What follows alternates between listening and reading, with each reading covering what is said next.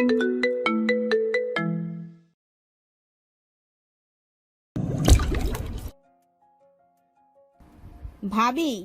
সাত তোমাকে দয়া করে রেখেছে, ভুলে যেও না। ফালাক এবার উর্মিলার খুব কাছে গিয়ে চোখের দিকে তাকিয়ে তীক্ষ্ণ স্বরে বলতে শুরু করলো। শুনুন আপু, দয়ার অধিকারের পার্থক্যটা আপনি কোনোদিনও বোঝেননি বলেই আজ হসপিটালে এই বেডে শুয়ে আছেন। আমি আপনাকে একটা চূড়ান্ত ওয়ার্নিং দিতে এসেছি। আমার হাজবেন্ডের জীবন থেকে আপনি চিরতরে মুছে গেছেন। সাদ মির্জা আপনার অতীত, আর আমি ওনার বর্তমান এবং ভবিষ্যৎ। আপনি সুযোগ পেয়েছিলেন ওনার মতো একটা হীরাকে আগলে রাখার, কিন্তু আপনি সেটা হারিয়েছেন। আপনার নোংরামি দিয়ে হারিয়েছেন। নিজের পাপের বোঝা অন্যের উপর চাপাবেন না। উর্মিলা কিছু বলতে চাইল, কিন্তু ফালাক ওকে থামিয়ে দিয়ে আরো তেজস্বী গলায় বলল, খবরদার, আমার আর আমার হাজবেন্ডের মাঝখানে আসার চেষ্টাও করবেন না। আমি আজ এখানে এভাবে কেন এসেছি জানেন? কারণ আমার কাছে এখন সবটাই ক্লিয়ার। আমার মনে আর কোনো সংশয় নেই। সাদ মির্জা আমাকে ভালোবাসে, শুধু ভালোই বাসে না, আমাকে তার জীবনের চেয়েও বেশি গুরুত্ব দেয়। আমি জানি উনি আমাকে নিয়ে কতটা প্রোটেক্টিভ। উনি জানলে হয়তো আজ আপনার লাশ এই হসপিটাল থেকে বের হতো। কিন্তু আমি চাই না ওনার হাতে আপনার মতো অপবিত্র রক্ত লাগুক। আমি এইখানে এসেছি আমার অধিকারের জায়গাটা বুঝিয়ে দিতে। উনি আমাকে চায়, উনি আমাকে চায়। আমাদের এই অটুট বন্ধনের মাঝে আপনি এখন স্রেফ এক অবাঞ্ছিত কঙ্কাল। নিজেকে গুছিয়ে নিন আপু, চলি। বের হওয়ার আগে দরজার কাছে গিয়ে একবার পেছনে ফিরে তাকালো। আমার অনাগত সন্তানের জন্য দোয়া করবেন। উর্মিলা রাগে জ্বলছে ভিতরে ভিতরে। এদিকে সাদ আয়ান ফালাককে বাড়ি পৌঁছে দিয়ে আবার হাসপাতালে গেল। বাড়িতে পৌঁছাতে ফালাক রুমে চলে গেল দ্রুত। রুমের দরজা খুলতে ফালাক দেখে পায়ের উপর পা তুলে সাদ বসে আছে সিঙ্গেল সোফাটায়। ফালাকের বুকের ভেতরটা ছ্যাদ করে উঠল। সাদ সোফায় হেলান দিয়ে বসে আছে, এক হাত সোফার হাতলে আর অন্য হাতে একটা স্ট্রেস বল নিয়ে সজোরে চাপ দিচ্ছে। পরনের সাদা শার্টের হাতাগুলো কোনই পর্যন্ত গুটানো, চোখের তীক্ষ্ণ চাহনি সরাসরি ফালাকের উপর স্থির হয়ে আছে। সাদ কোনো কথা বলছে না, শুধু এক দৃষ্টিতে তাকিয়ে আছে। এই নীরবতা ফালাকের কাছে হাজারটা চিৎকারের চেয়েও বেশি ভয়ঙ্কর মনে হচ্ছে। সাদ খুব শীতল কণ্ঠে পড়ল, দরজাটা বন্ধ করো ফালাক। ফালাক কাঁপা কাঁপা হাতে দরজাটা লাগিয়ে দিল। সাদের গলার স্বর শুনে শিরদাঁড়া দিয়ে একটা ঠান্ডা স্রোত বয়ে গেল। ফালাক ধীর পায়ে সাদের সামনে গিয়ে দাঁড়ালো। সাদ হঠাৎ সোফা থেকে উঠে দাঁড়ালো। ফালাকের খুব কাছে এসে দাঁড়াতে ফালাক এক পা পিছিয়ে গেল। সাদের লম্বা ছায়াটা ফালাকের উপর আছড়ে পড়ছে। সাদ ফালাকের চিবুকটা ওর এক আঙ্গুলে উঁচিয়ে ধরল। কোথায় গেছিলে, কার সাথে গেছিলে, আর আমার পারমিশন ছাড়া কেন গেছিলে? এইসবের উত্তর আমার মুখস্থ ফালাক। আয়ানকে আমি অলরেডি ফোন করেছি, এখন ভয়ে আছে, কিন্তু আমার প্রশ্নের উত্তর অন্যখানে। হসপিটালে উর্মিলার সাথে দেখা করার খুব শখ হয়েছে তোমার, তাই না? যে সাপটাকে আমি ঘাট ধাক্কা দিয়ে বের করেছি, তার সাথে কথা বলার জন্য তুমি আমার অবাধ্য হলে। আমার অনাগত সন্তানের ঝুঁকি নিয়ে তুমি ওই বিষাক্ত মেয়েটার সামনে গিয়ে দাঁড়ালে তুমি। ফালাক দেখলো সাদের চোয়াল শক্ত হয়ে আছে। ভয় না পেয়ে সাদের চোখের দিকে তাকিয়ে শান্ত গলায় বলল, আমি একা যাইনি, আয়ন ভাইয়া ছিল। আর আমি কোনো ঝুঁকি নিইনি। আমি শুধু চেয়েছি উনি আর আপনার সামনে না আসুক। আমি আপনার স্ত্রী, আপনার সন্তানের মা। আমি ওনার কুৎসিত নজর যেন আর কোনোদিনও আপনার উপর না পড়ে, সেটাই মনে পড়িয়ে দিয়ে এসেছি আমি তাকে। আপনি যে যন্ত্রণা পেয়েছেন, উনি যেন আর আপনার সামনে না আসে। আমি চাই না ওনাকে দেখে সেসব কালো অধ্যায় আপনার মনে পড়ুক। সাদ এক মুহূর্তের জন্য চুপ হয়ে গেল। ফালাকের চোখে অদ্ভুত তেজ দেখছিল। যে মেয়েটা আগে ওর দিকে তাকাতে ভয় পেত, সে আজ ওর যন্ত্রণার জন্যে বাঘিনী হয়েছে। সাদের রাগটা হঠাৎ করে মায়ের রূপ নিতে শুরু করলো। ফালাকের দুগালে হাত রেখে কপালে নিজের কপাল ঠেকালো। আমি ওকে ঘৃণা করি। ও স্যারটা আমি তোমার উপর পড়তে দিতে চাই না। পরের বার যদি আমাকে না বলে বের হয়েছ, তবে তোমাকে এই রুমে তালা মেরে আটকে রাখবো, মনে থাকবে? ফালাক মুচকি হাসলো, মাথা ঝাঁকায়। মনে থাকবে। আজ মির্জা বাড়ি যেন এক টুকরো জান্নাতে পরিণত হয়েছে। বাড়ির সামনে বিশাল সাদা চাদর বিছানো আছে, আর সেখানে সারি বেঁধে বসে আছে মাদ্রাসার এতিম বাচ্চাগুলো। তাদের মুখে নূরের আভা। পুরো বাড়িতে একটা স্নিগ্ধ পরিবেশ। আজ এদের জন্য ইফতারির আয়োজন করা হয়েছে। ফালাক নিজের হাতে সবকিছু তদারকি করছে। সাদের করা নির্দেশ ছিল যেন রান্নাঘরের ধারে কাছে না যায়, কিন্তু ফালাক কি আর তা শোনে? একবার ভেতরে গিয়ে দেখছে শরবতের চিনি ঠিক হলো কিনা, আরেকবার তো অন্য কিছু। সবাই বকা দিল, ফালাক শোনে না। এখন কেবল 2 মাস চলছে, তেমন সমস্যা হবে না বলে ফালাক। ফালাক কোনো ভারী কাজ করছে না। ফালাকের চুপচাপ বসে থাকতে ভালো লাগে না। সবসময় কাজ করতে থাকা ফালাক এখন অলস বসতে ভালো লাগে না। আর সে তো কোনো কাজ সেভাবে করছে না, শুধু দেখছে সব ঠিক আছে কিনা। যদিও এত মানুষ আছে করার, তাও রিমা আর নীলা ফালাককে আগলে রাখছে। ভাবি তুমি প্লিজ বসো, দেখো সব ঠিক আছে। ঠিক ইফতারের 10 মিনিট আগে এক অভাবনীয় দৃশ্য দেখে মির্জাবাড়ির সবাই থমকে গেল। সাদা পাঞ্জাবি, মাথায় টুপি পরে সোজা বাচ্চাদের মাঝে বসে পড়ে অন্য সবার মতো, চোখে মুখে এক অদ্ভুত গাম্ভীর্য মিশ্রিত প্রশান্তি। সাদের ফর্সা মুখটা আজ যেন এক অপার্থিব নূরে ঝলমল করছে। বাড়ির প্রত্যেকে অবিশ্বাসে একে অপরের দিকে তাকাচ্ছে, সবাই অবাক। বারান্দায় দাঁড়িয়ে থাকা ফালাকের চোখের পলক পড়ছে না। ওর সেই জেদি একরোখা স্বামী আজ কতটা বিনয়ী। ফালাকের চোখের কোণে নোনা জল চিকচিক করে উঠল। দেখলো সাদ খুব নিচু হয়ে পাশে বসা একটা 7-8 বছরের বাচ্চার সাথে কথা বলছে, ওর মাথায় হাত বুলিয়ে দিচ্ছে। ঠিক তখনই হুজুর মোনাজাত শুরু করলেন। হুজুরের ভরাট কণ্ঠস্বর আকাশ বাতাস মুখরিত করে তুলল। সাদ চোখ দুটো বন্ধ করে হাত দুটো ভাঁজ করে মোনাজাতে সামিল হলো। সাদের শান্ত গম্ভীর প্রশান্তিময় মুখচ্ছবি দেখে ফালাকের মনে হলো এত সুন্দর দৃশ্য। এদিকে সাদের মা আঁচল দিয়ে চোখে জল মুছলেন। তিনি বিড়বিড় করে বললেন, আমার ছেলেটা বদলে গেছে। ফালাক আমার পাথর ছেলেটাকে সত্যি মানুষ করে তুলেছে। মোনাজাত শেষ হতেই চারিদিকে এক অদ্ভুত শান্তি নেমে এলো। 2 দিন পর সারাদিন ভ্যাবসা গরমে ফালাকের শরীরটা একদম ম্যাচম্যাচ করছিল। শাওয়ারের নিচে দাঁড়িয়ে ঠান্ডা পানির স্পর্শে ফালাকের সতেজ লাগলো। তবে মীরার চিৎকার শোনা গেল। মীরার মামা বাড়ি থেকে অনেকগুলো নতুন ড্রেস পাঠিয়েছে, সেগুলো ভাবিকে না দেখালে ওর পেটের ভাত হজম হবে না। আসছি রে বাবা, একটু দাঁড়াও, আমি কি পালিয়ে যাচ্ছি? মীরার জেদের কাছে হার মেনে ফালাক তাড়াহুড়ো করে ভেজা শাড়িটা একপাশে রেখে ভেজা চুলগুলো তোয়ালে দিয়ে পেঁচিয়ে বের হলো। মীরা তখনও বাইরে থেকে তাগাদা দিচ্ছে। ফালাক ভাবলো, ভেজা শাড়িটা পরেই ধুয়ে দিব, এখন মীরাকে শান্ত করে আসি। ফালাক মীরার রুমে চলে গেল। সেখানে মীরা বিছানায় স্তূপ করে রাখা জামা কাপড় নিয়ে বসে আছে। ফালাক মীরার খুশিতে সামিল হলো। একটার পর একটা ড্রেস দেখছে আর মতামত দিচ্ছে। মীরার চঞ্চলতা দেখে ফালাকের ঠোঁটের কোণে হাসি ফুটে উঠল। প্রায় আধা ঘন্টা ওখানেই কেটে গেল। মীরার ঘর থেকে বের হয়ে ফালাক নিজের রুমে ঢুকলো। বারান্দার স্লাইডিং ডোরটা খোলা দেখে ফালাক ধীর পায়ে সেদিকে এগিয়ে গেল। বারান্দায় গ্রিলের সাথে লাগানো স্ট্যান্ডে সাদ খুব মনোযোগ দিয়ে ফালাকের ভেজা শাড়িটা মেলে দিচ্ছে।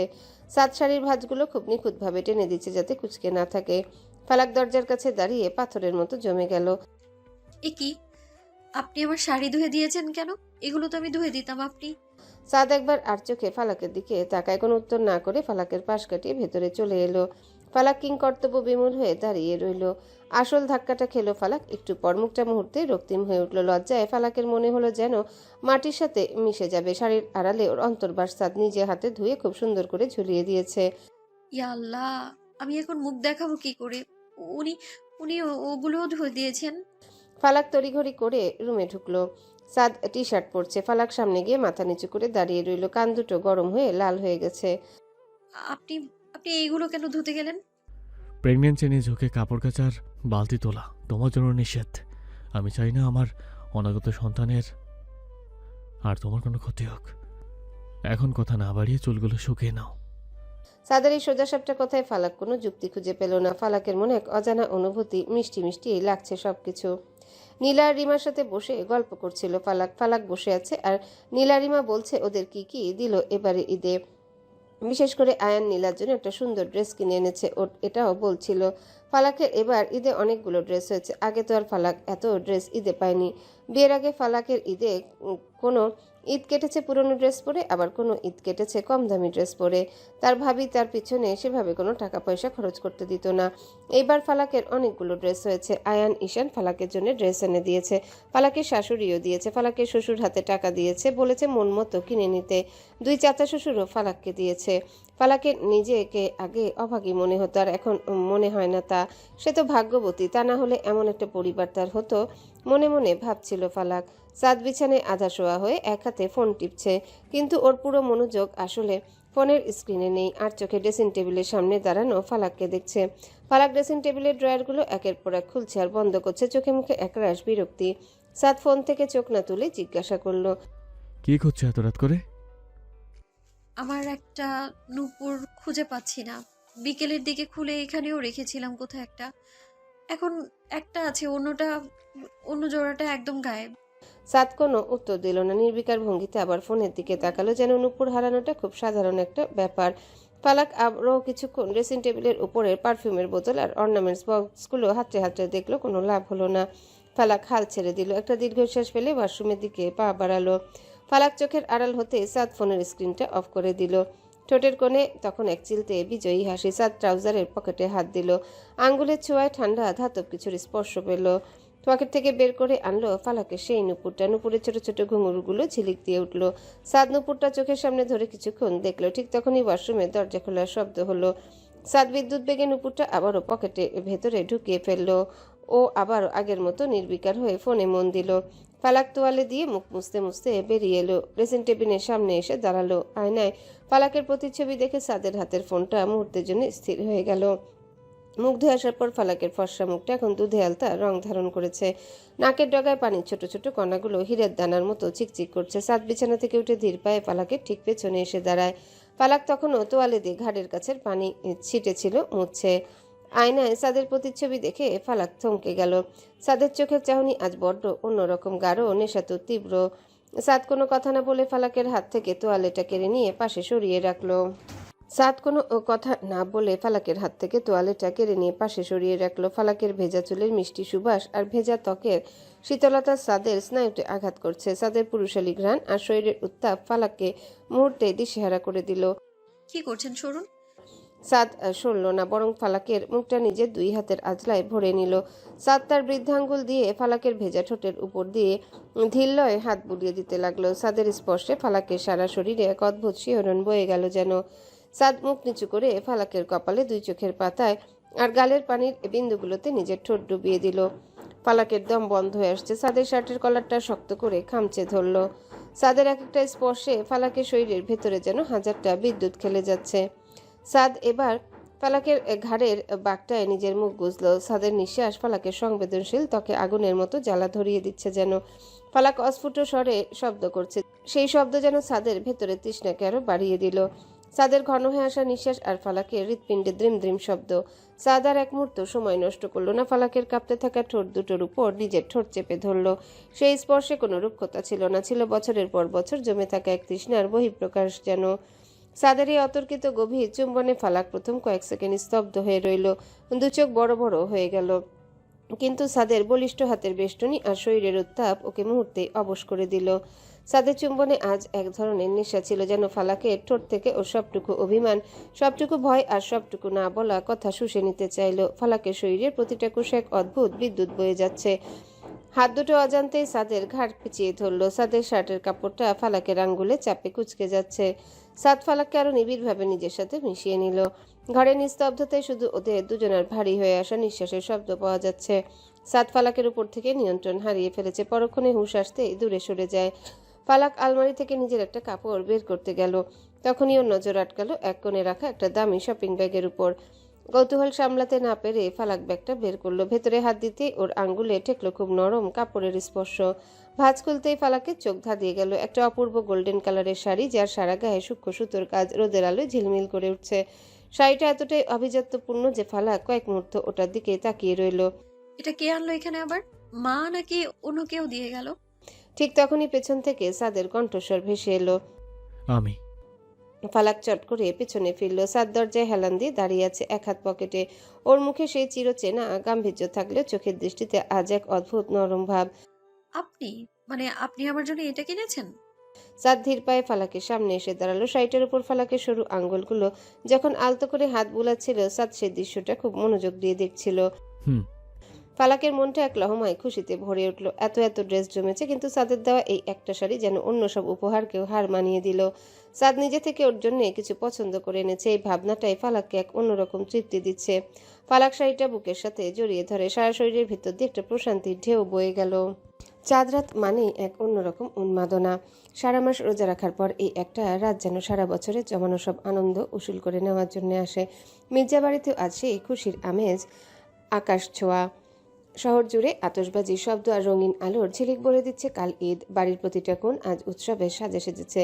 আকাশে সরু বাঁকা চাঁদটা দেখা দেওয়ার পর থেকে মির্জা বাড়িতে খুশির জোয়ার বয়ে যাচ্ছে। সারা বাগান থেকে শুরু করে ছাদ পর্যন্ত মরিচ বাতির রঙিন আলোয় ঝলমল করছে। টিভির ভলিউম বাড়িয়ে ওমন রমজানের ওই রোজার শেষে গানটা বাজছে, যা চাঁদ রাতের আমেজকে আরো গাঢ় করে তুলেছে। চারিদিকে আনন্দের হিল্লোল বয়ে গেল। বাড়ির ছোটরা বাজি ফুটিয়ে আনন্দ করছে, আর বড়রা বেশ ব্যস্ত শেষ মুহূর্তের প্রস্তুতিতে। কিন্তু ফালাকের কাছে চাঁদ রাতটা অন্য সব বছরের চেয়ে আলাদা। আজ তার মনের আকাশে এক অন্যরকম চাঁদের আলো ছড়াচ্ছে। সেই আলোটা আর কেউ নয়, স্বয়ং আরহাম সাদ মির্জা বাড়ির বিশাল ছাদে আজ এলাহি কারবার। ছাদটাকে মরিচ বাতি আর রঙিন লণ্ঠন দিয়ে সাজানো হয়েছে। মাঝখানে বড় একটা শতরঞ্চি বিছানো, যেখানে আড্ডার মেহেদি পড়ার আসর বসেছে। মীরা আর নীলা সেই বিকেল থেকে অস্থির। সাথে যোগ দিয়েছে ফারদিন আর পরিবারের অন্য সব কাজিন ভাই বোনেরা। ফারদিনের জোরালো হাসিতে পুরো ছাদ মুখরিত। রিমা, নীলা আর মীরা তিনজনা মিলে মেহেদির বিশাল আয়োজন নিয়ে বসেছে। সাথে কাজিনরা, ফারদিন আর তার একদল বন্ধু বান্ধব। ফারদিনের কাজই হলো সারাক্ষণ হাসাহাসি আর হুল্লোড় করা। উফ, এবার কিন্তু একদম লেটেস্ট আরাবিক ডিজাইন দেবে। ভাবি, তোমার হাতটা দাও তো আগে। তোমার হাতটা ফর্সা, নকশাটা যা ফুটবে না। ফালাক হাসতে হাসতে জাজিমের উপর বসলো। মীরা একটা কোলবালিশ টেনে ফালাকের হাতের নিচে দিয়ে দিল, যাতে ওর কষ্ট না হয়। 2 মাসের প্রেগন্যান্সি যদিও ফালাক, তা একটু সাবধানে রাখে সবসময় ফালাককে। চারিপাশের এই উদ্দীপনা দেখে ফালাক নিজের সব ক্লান্তি ভুলে গেছে। একদম নোখ থেকে শুরু করে কোনোই পর্যন্ত ভরাট করে ডিজাইন করে দেবে। ফারদিন ভাইয়া, তুমি শুধু আড্ডা দিলেই হবে না, আমাদের জন্য একটু ভালো মিউজিক চালাও তো। আরে মিউজিক তো চলবেই, তোরা মেহেদি লাগা। রিমা নিজের হাতে অলরেডি গোল করে একটা মান্দালা ডিজাইন করে ফেলেছে। ফালাক মুগ্ধ হয়ে দেখছিল মীরার হাতের কাজ। মীরা খুব নিপুণভাবে ফালাকের হাতের তালুতে একটা নকশা তুলছে। চিকন জালি কাজ আর সূক্ষ্ম লতা পাতায় ফালাকের হাতটা ধীরে ধীরে এক জীবন্ত ক্যানভাস হয়ে উঠেছে। ফারদিন নিচে থেকে ট্রে হাতে ফিরে, এই যে ম্যাডামরা, গরম ফুচকার চটপটি হাজির। এতক্ষণে আয়ান, ঈশানও হাজির। সবাই মিলে একসাথে আড্ডা আর খাওয়ার এই দৃশ্যটা ফালাকের চোখে জল এনে দিল। বিয়ের আগে চাঁদরাতগুলো ছিল ওর কাছে নিঃসঙ্গ আর মলিন। কোনো মতো একটা নতুন জামা জোগাড় হতো কি হতো না, কিন্তু আজ অন্যরকম। চাঁদের এক কোণে আতশবাজির রোশনাই আকাশটাকে রাঙিয়ে দিচ্ছে। ফালাক আকাশের দিকে তাকিয়ে মনে মনে বলল, আল্লাহ, আমার এই পরিবারটাকে সবসময় এমন হাসি খুশি রেখো। চাঁদরাতের আড্ডা তখন শেষের দিকে। গভীর রাত, চারপাশটা বেশ শান্ত হয়ে এসেছে। চাঁদের এক কোণে আরামদায়ক জাজিমের উপর হেলান দিয়ে গল্প করতে করতে ফালাক কখন যে ঘুমিয়ে পড়েছে ও নিজেও জানে না। ফালাকের সাথে সাথে আরো 2-1 ওখানে চোখ বুজেছে। সাদ নিজের ঘরে বসে সিগারেট খাচ্ছিল। ঠিক তখনই দরজায় টোকা পড়ল নীলার কণ্ঠস্বর। ভাইয়া, আসবো? সাদ হাতে সিগারেটটা অ্যাস্ট্রেতে চেপে ধরল। এসো। নীলা ভেতরে ঢুকে ইতস্তত করে বলল, ভাইয়া, ভাবি ছাদে ঘুমিয়ে পড়েছে। অনেক রাত হয়েছে তো, আমরা সবাই নিচে নেমে আসছি। আপনি গিয়ে ভাবিকে নিয়ে আসবেন। আমি আর ভাবিকে ডাকলাম না, খুব গভীর ঘুমে আছে মনে হলো। সাদ ঘড়ি দেখলো, রাত 2:30 বাজে। ও কোনো কথা না বলে একটা দীর্ঘশ্বাস ফেলে নিজের শার্টের হাতা দুটো একটু গুটিয়ে নিল। তারপর নীলার সাথে ছাদের দিকে পা বাড়ালো। ছাদে গিয়ে দেখলো মরিচ বাতিগুলো এখনো জ্বলছে, কিন্তু লোকজন সব যার যার ঘরে চলে গেছে। ফারদিন আর বাকি কাজিনরাও আড্ডা শেষ করে বিদায় নিয়েছে। শুধু ফালাক এক কোণে বালিশে মাথা দিয়ে অঘরে ঘুমাচ্ছে। 2 হাতে মেহেদি তখনও শুকিয়ে কালচে হয়ে আছে। সাদ ফালাকের একদম কাছে গিয়ে দাঁড়ালো। চাঁদের মায়াবী আলো আর নিভু নিভু লণ্ঠনের আভায় ফালাকের ফর্সা মুখটা আজ বড্ড নিষ্পাপ লাগছে। ঘুমের ঘোরেও ও একটু কুকুরে আছে, হয়তো রাতের হিমেল বাতাসে ওর একটু শীত লাগছে। সাদ খুব সাবধানে ফালাককে নিজের পাজাকোলা করে তুলে নিল। ফালাক ঘুমের ঘোরে সাদের প্রশস্ত বুকে নিজের মুখটা একটু ঘষে নিল, যেন অবচেতন মনে ও বুঝতে পেরেছে এটাও সবচেয়ে নিরাপদ আশ্রয়। সাদ ফালাককে নিয়ে ধীর পায়ে সিঁড়ি দিয়ে নিচে নামতে লাগলো। নীলা পাশ থেকে সাদের এই রূপ দেখে মনে মনে হাসলো। যে সাদ মির্জা সারাক্ষণ গম্ভীর হয়ে থাকে, সে আজ নিজের স্ত্রীকে কতটা আগলে রাখছে। রুমে ঢুকে সাদ ফালাককে খুব সাবধানে বিছানায় শুইয়ে দিল। মেহেদি মাখানো হাত দুটো বালিশের পাশে এমনভাবে রাখলো যাতে রং নষ্ট না হয় বা ফালাকের কপালের উপর এসে পড়া কয়েকটা অবাধ্য চুল সাদ আঙ্গুল দিয়ে সরিয়ে দিল। বড্ড ছেলে মানুষ। সাদ জানালাটা বন্ধ করে এসে তাপমাত্রা কমিয়ে দিল। সাদ একটা পাতলা নরম চাদর টেনে নিল।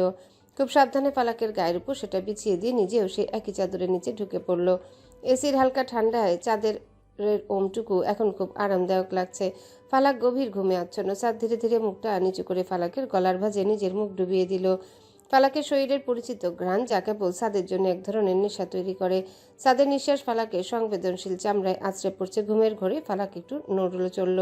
সাদের প্রশস্ত বুকের উষ্ণতা পেয়ে অবচেতন মনে ওকে আরো শক্ত করে জড়িয়ে ধরল। সাদ ফালাকের গলার কোমল ত্বকে আলতো করে নিজের ঠোঁট ছোঁয়ালো। ফালাকের চিবুকের কাছে নিজের নাকটা ঘষল। সাদের প্রতিটা নিঃশ্বাসে আজ শুধু ফালাকের অস্তিত্ব। ফালাককে নিজের বুকের সাথে নিবিড়ভাবে মিশিয়ে নিয়ে ঘুমের দেশে তলিয়ে গেল। সাদের ঘুম ভাঙলো। পাশে হাত বাড়াতে দেখলো বিছানার পাশটা খালি, ফালাক নেই। সাদ উঠে বসে একবার চারিপাশটা দেখে নিল। রুমটা পরিপাটি। সাদ আর দেরি করলো না, সরাসরি ওয়াশরুমে গিয়ে শাওয়ার নিয়ে বের হলো। কোমরে তোয়ালে জড়ানো, চুলে পানির বিন্দুগুলো চিকচিক করছে। আলমারি খুলতেই দেখলো ইস্ত্রি করা নতুন সাদা রঙের পাঞ্জাবি আর পাজামাটা খুব সুন্দর করে রাখা। এগুলো তার বউয়ের কাজ। মেয়েটার সব দিকে খেয়াল রাখে। সাদ দ্রুত তৈরি হয়ে নিল। পাঞ্জাবির হাত দুটো ঠিক করতে করতে আয়নায় নিজের প্রতিচ্ছবি দেখছিল। তখনই নিচ থেকে আয়ানের ডাক শোনা গেল। ভাইয়া, কত দেরি করবে? আব্বু আর চাচারা সবাই চলে গেছে। ঈদের জামাত শুরু হতে আর বেশি দেরি নেই, জলদি নামো। সাদ দ্রুত চুলে চিরুনি চালিয়ে নিল। ড্রয়ার থেকে দামি আতরে শিশিটা বের করে কবজিতে আর পাঞ্জাবিতে লাগিয়ে নিল। জায়নামাজটা কাঁধে ফেলে রুম থেকে বের হয়। মনটা ছটফট করছিল ফালাককে একবার দেখার জন্যে। নিচে নামার সময় ড্রয়িং রুমে কাছে আসতে সাদের নজর আটকে গেল। ফালাক সেখানে মায়ের সাথে কোনো একটা কাজে ব্যস্ত। ঠিক সেই মুহূর্তে দুজন চোখাচোখি হলো। সাদকে পাঞ্জাবি পরিহিত অবস্থায় দেখে ফালাকের চোখ যেন জুড়িয়ে গেল। সাদকে আজ অন্য যে কোনো দিনের চেয়ে অনেক বেশি রাজকীয় সুদর্শন লাগছে। সাদের চওড়া বুক আর গম্ভীর ব্যক্তিত্ব ফালাকের হৃদস্পন্দন এক পলকের জন্য থামিয়ে দিল। সাদও আর চোখে একবার ফালাকের সেই মায়াবী মুখটা দেখে নিল। সাদ আর দাঁড়ালো না। আয়ানার ঈশানের সাথে মসজিদের দিকে রওনা দিল। ফালাক দ্রুত ড্রয়িং রুম থেকে নিজের রুমের ব্যালকনিতে চলে এলো। ওপর থেকে দেখলো সাদ ধীর পায়ে গেট দিয়ে বেরিয়ে যাচ্ছে। সাদের হাঁটার ভঙ্গি, আভিজাত্য সবকিছুই ফালাককে মুগ্ধ করে। ব্যালকনিতে দাঁড়িয়ে ফালাক মুচকি হাসলো। মনে মনে বলল, ঈদ মোবারক আমার রাজকুমার। নামাজ শেষ করে একে একে সবাই বাড়িতে ফিরতে শুরু করলো। সদর দরজা দিয়ে সবাই হাসি মুখে ভেতরে ঢুকলো। ড্রয়িং রুমটা যেন উৎসবের রঙে রঙিন হয়ে উঠলো। ফালাক দাঁড়িয়েছিল, চোখ দুটো দরজার দিকে স্থির, খুঁজছে সেই বলিষ্ঠ মানুষটাকে। কিন্তু সবাইকে দেখলেও সাদের দেখা পাওয়া গেল না। আয়ান ভেতরে ঢুকে সোফায় ধপাস করে বসে পড়লো। ফালাক এগিয়ে গিয়ে খুব নিচু স্বরে আয়ানকে জিজ্ঞাসা করলো, উনি কোথায়? ওনাকে তো দেখছি না। আয়ান এক গ্লাস পানি টেনে নিয়ে বলল, ভাই আসবে ভাবি, মসজিদের সামনে কার সাথে যেন দেখা হলো। জরুরি কি একটা কাজ আছে বললো। আমাদের বললো তোরা যা, আমি একটু পর আসছি। ফালাকের মনটা মুহূর্তেই দমে গেল। ঈদের সকালে সবাই একসাথে টেবিলে বসবে, অথচ সাদের কোনো খবর নেই। সাদ যখন বলেছে পরে আসবে, তখন ও আসুক। বাড়ির সবাই মিলে হই হুল্লোড় করে খেতে বসলো। হাসাহাসি, গল্প আর ঈদের সালামি নিয়ে কামড়াকামড়িতে পুরো ঘর মুখরিত। সবাই খাওয়া শেষ করে যার যার রুমে চলে গেল একটু জিরিয়ে নিতে। মীরা চঞ্চলতায় পুরো ঘরটা যেন মেলা হয়ে উঠেছে। ও মামা বাড়ি যাবে সালামি নিতে। আর এই যাওয়ার আগে সাজগোজের যে বিশাল আয়োজন, তাতে কিন্তু ওর একার সাজে মন ভরছে না। তিন ভাবিকেই ওর পাশে চাই। মীরা আয়নার সামনে দাঁড়িয়ে অনবরত চিল্লিয়ে যাচ্ছে। ও সাজের সরঞ্জাম ছড়িয়ে ছিটিয়ে আছে বিছানায়। রিমা, নীলাও চলে এসেছে। ফালাক ওদের সাথে যোগ দিল। তোমরা তিনজন মিলে আমাকে এমন ভাবে রেডি করো যাতে ওখানকার সব কাজিনরা ঈর্ষায় চলে মরে। রিমা হাসতে হাসতে মীরার চুল বেঁধে দিচ্ছে। মীরার রুম থেকে বের হতে করিডোরে সাদের মায়ের সাথে দেখা হয়ে গেল ফালাকের। ফালাক স্বাদ ফিরেছে, মাত্রই ঘরে গেল। ও তো কিছুই খায়নি। এক কাজ করো, তুমি ওর খাবারটা বেড়ে ঘরে দিয়ে আসো। না থাক, তোমার এখন এই অবস্থায় দরকার নেই। তুমি যাও, আমি মিনুকে বলছি, ও দিয়ে আসবে। না মা, আমি পারবো। মিনুকে বলতে হবে না। না ফালাক, শরীরটার দিকে তো তাকাতে হবে। কিন্তু ফালাক দমবার পাত্রী নয়। সে নিজ হাতে রান্নাঘর থেকে সাদের জন্য প্লেটে গরম খিচুড়ি, কষানো মাংস আর সালাদ বেড়ে নিল। ঘরের দিকে গেল। দরজা ঠেলে ভেতরে ঢুকতেই দেখলো সাদ সাদা পাঞ্জাবিটা পরে বিছানায় বসে আছে। ফোনে কারোর সাথে কথা বলছিল। ফালাক আসা একবার চোখ তুলে তাকালো। ফালাকের ফর্সা হাতে মেহেদির গাঢ় খয়েরি রংটা যেন আগুনের মতো জ্বলছে। এই রং আর ফালাকের স্নিগ্ধ মুখটা সাদের অস্থির মনকে এক নিমিষে শান্ত করে দিল। ফালাক খাবারটা রেখে যখন ফিরে যেতে যাবে, তখনই সাদের ভারী কণ্ঠস্বর ঘর জুড়ে প্রতিধ্বনিত হলো। দাঁড়াও। ফালাক দাঁড়িয়ে গেল। সাদ ফোনটা পাশে রেখে ফালাকের দিকে স্থির দৃষ্টিতে তাকালো। তুমি খেয়ে দাও। ফালাক একটু অবাক হলো। ফালাক আর না করতে পারলো না। সাদের পাশে বসে এক লোকমা খিচুড়ি আর মাংস মেখে সাদের মুখের সামনে ধরলো। মেহেদি রাঙা সুন্দর আঙ্গুলগুলো সাদের ঠোঁট স্পর্শ করলো। সাদ অপলক দৃষ্টিতে ফালাকের দিকে তাকিয়ে রইল। ফালাক খুব যত্ন করে ওকে খাইয়ে দিচ্ছে। সাদের মনে মনে তৃপ্তি, শান্তি অনুভব করছে। ফালাক শাওয়ার শেষ করে বের হয়ে আয়নার সামনে দাঁড়ালো। রুমটা তখন একদম নিঝুম। সাদ বিছানায় গায়ে এলিয়ে দিয়ে আধা ঘুমিয়েছিল। কিন্তু হঠাৎ চোখের পাতা খুলতেও দৃষ্টি স্থির হয়ে গেল ফালাকের উপর।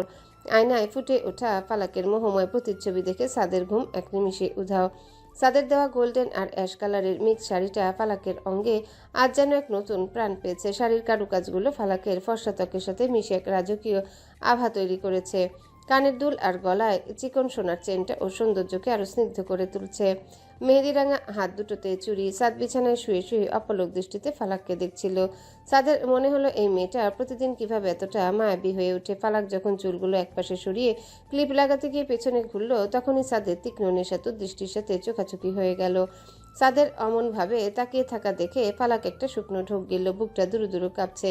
চাইলো দ্রুত রুম থেকে বেরিয়ে যেতে, কিন্তু সাদের পরিকল্পনা ছিল অন্যরকম। সাদ এক মুহূর্ত দেরি না করে বিছানা থেকে বিদ্যুতের বেগে উঠে এলো। ফালাক দরজার দিকে পা বাড়াতে সাদ ওকে এক প্রকার দৌড়ে গিয়ে জাপটে ধরলো। ফালাক কিছু বুঝে ওঠার আগে সাদ ওকে পাজা কোলা করে বিছানার মাঝখানে নিয়ে এসে নিজের প্রশস্ত বুকের উপর টেনে নিল। হঠাৎই অতর্কিত আক্রমণে ফালাকের শ্বাস আটকে আসার উপক্রম। ফালাক সাদের বুকের উপর ঝুঁকে আছে, আর সাদের দুই হাত ফালাকে শক্ত করে ধরা। ফালাকের ভেজা চুলের কয়েকটা অবাধ্য গোছা সাদের মুখের উপর এসে পড়ায় সাদের দৃষ্টি কিছুটা আচ্ছন্ন হলো। সাদ খুব ঢিলডয়ে নিজের আঙ্গুল দিয়ে সে চুলগুলো সরিয়ে ফালাকের কানের পিঠে গুজে দিল। কোথা পালাচ্ছিলে? ফালাক লজ্জায় সাদের চোখের দিকে তাকাতে পারছে না। ছাড়ুন, কেউ দেখে ফেলবে, আমায় নিচে যেতে হবে। সাদের দুই হাতের বেষ্টনীতে ফালাক তখন পুরোপুরি বন্দি। বুকের উপর ফালাককে দ্রুত হৃদস্পন্দন স্পষ্ট অনুভূত হচ্ছে। ফালাকের ভেজা চুলের মিষ্টি ঘ্রাণ আর মেহেদি সুবাস মিশে সাদের মস্তিষ্কে এক ধরনের নেশা ধরিয়ে দিয়েছে। শাড়ির আঁচলটা আধা খোলা অবস্থায় বিছানায় লুটিয়ে আছে। সাদ ফালাকের কানের পিঠে চুলগুলো গুজে দিয়ে ওর গালের উপর নিজের হাতে তালু রাখলো। ফালাক আষ্টে পৃষ্ঠে মিশে আছে সাদের বলিষ্ঠ শরীরের সাথে। ফালাকের কাজল মাখানো চোখের পাতাগুলো কাঁপছে। ফালাক অস্ফুট স্বরে কিছু বলতে চাইল, কিন্তু শব্দগুলোর গলাতে আটকে গেল। ফালাকের কম্পিত ঠোঁট দুটোর উপর নিজের ঠোঁট চেপে ধরল সাদ। ফালাক প্রথম কয়েক সেকেন্ড স্তব্ধ হয়ে রইল। দুহাত সাদা পাঞ্জাবির কলারটা শক্ত করে খামচে ধরল, কিন্তু সাদের চুম্বনের তীব্রতা মুহূর্তেই ওকে অবশ করে দিল। ঘরের জানালার পর্দাগুলো বাতাসে দুলছে। অনেকক্ষণ পর সাদ যখন ফালাককে ছাড়লো, ফালাক তখন জোরে জোরে হাঁপাচ্ছে। ফালাকের ফর্সা মুখটা লাল হয়ে আছে। সাদের চোখের নেশাতুর দৃষ্টি তখন ফালাকের উপর স্থির। সাদ ফালাকের কপালে নিজের কপাল ঠেকিয়ে কিছুক্ষণ নিস্তব্ধ হয়ে রইল। ঈদের সালামি দিলাম। ফালাক লজ্জায় আর কথা বলতে পারল না। সাদের প্রশস্ত বুকে নিজের মুখ লুকিয়ে ফেলল। সময় যেন টানা মেলে উঠছে। ফালাকের প্রেগন্যান্সির এখন 6 মাস চলছে। বাড়ির বড় বউয়ের কোল আলো করে নতুন অতিথি আসছে।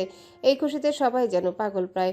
আয়ান আর ঈশানের আরেক কাণ্ড, দুজনের প্রতিদিন নতুন নতুন ছোট ছোট জামা কাপড় আর খেলনা কিনে নিয়ে আসে।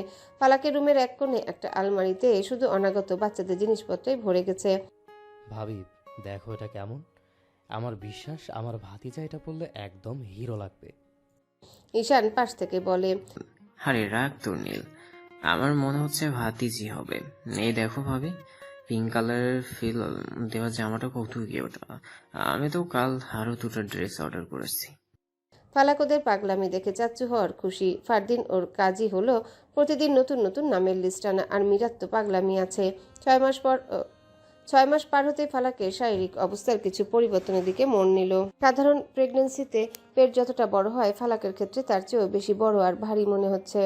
ফালাকের চলাফেরা করতে এখন বেশ কষ্ট হয়। একটু হাঁটলেও হাঁপিয়ে উঠে। সাদ বিষয়টা লক্ষ্য করে আর দেরি করলো না। হসপিটালের কেবিনে ফালাককে আল্ট্রাসোনোগ্রাফির জন্য পাঠানো হলো। সাদ বাইরে অস্থির হয়ে পায়চারি করছে। ওর মনের ভিতরে এক অদ্ভুত উৎকণ্ঠা। ফালাক ঠিক আছে তো? বাচ্চাটা সুস্থ তো? কিছুক্ষণ পর ডাক্তার কেবিন থেকে বেরিয়ে এসে সাদকে নিজে চেম্বারে ডাকলেন। আসুন মিস্টার মির্জা। সাদ কুচকানো কপালে ডাক্তারের সামনে বসলো। ডক্টর, ফালাক ঠিক আছে তো? ওর পেটটা স্বাভাবিকের চেয়ে বেশি বড় দেখাচ্ছে। ও খুব ক্লান্ত হয়ে পড়ে। কোনো সমস্যা নেই তো? আনন্দের খবর হলো ফালাকের গর্ভে একটি নয় 2টি টুইন বাচ্চা বড় হচ্ছে। সে কারণেই পেটটা বেশি বড়, আর ওর কষ্টটাও একটু বেশি হচ্ছে। সাদ এক মুহূর্তের জন্য স্তব্ধ হয়ে গেল। টুইন শব্দটার কানে বারবার প্রতিধ্বনিত হতে লাগলো। একসাথে দুটো প্রাণের আগমন, এই প্রাপ্তিও কল্পনা করেনি। টুইন? জি, তবে এখন থেকে ফালাককে দ্বিগুণ সাবধানে রাখতে হবে। ওর ডায়েট, ওর বিশ্রাম, সব কিছুর উপর কড়া নজর দিতে হবে। ও এখন একাই 3 জনের শরীর বইছে। সাদ কেবিন থেকে বের হয়ে সোজা ফালাকের কাছে গেল। ফালাক তখনও বেডে শুয়ে আছে, মুখে চিন্তার রেখা। সাদ ফালাকের দুহাত নিজের হাতের মুঠোয় নিয়ে পরম আবেশে কপালে একটা দীর্ঘ চুমু খেলো। ডক্টর কি বললো, কোনো সমস্যা?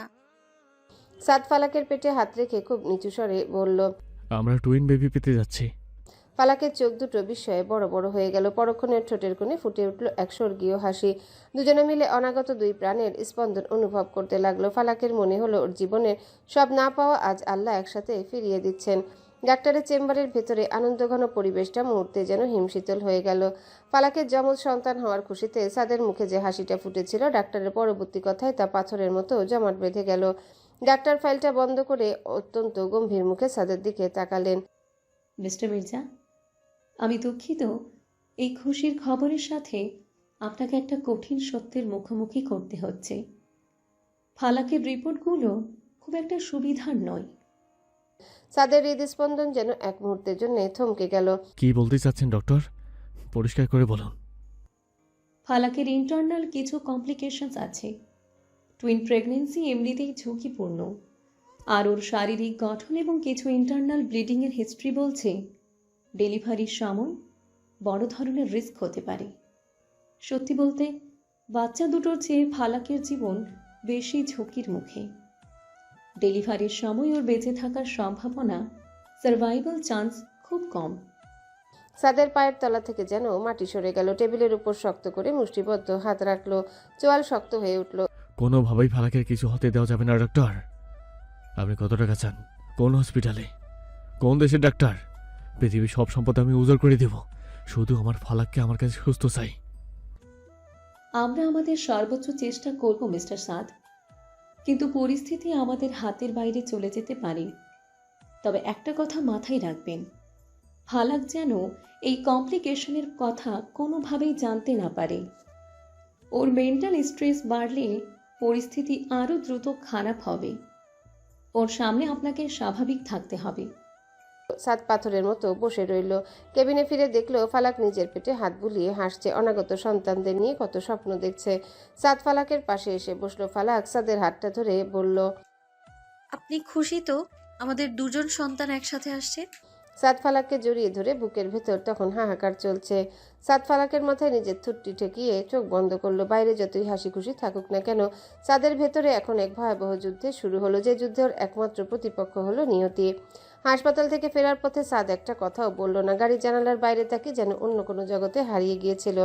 ফালাক বারবার জিজ্ঞাসা করছিল কি হয়েছে, কিন্তু সাদ শুধু ফালাকের হাতটা শক্ত করে ধরে থেকেছে, যেন ছেড়ে দিলেই ফালাক কোথাও হারিয়ে যাবে। বাড়িতে পা রাখতে যেন খুশির বন্যা বয়ে গেল। ফালাকের যমজ বাচ্চা হতে যাচ্ছে। বাড়ির সবার আনন্দ তখন বাদ মানল না। সাদের বাবা খুশিতে সবাইকে মিষ্টি খাওয়ানোর হুকুম দিলেন। সাদ সবারই উল্লাসের মাঝে শুধু একটা ম্লান হাসি দিল। কেউ জানলো না সেই হাসির আড়ালে ওর কলিজাটা কতটা রক্তাক্ত হচ্ছে।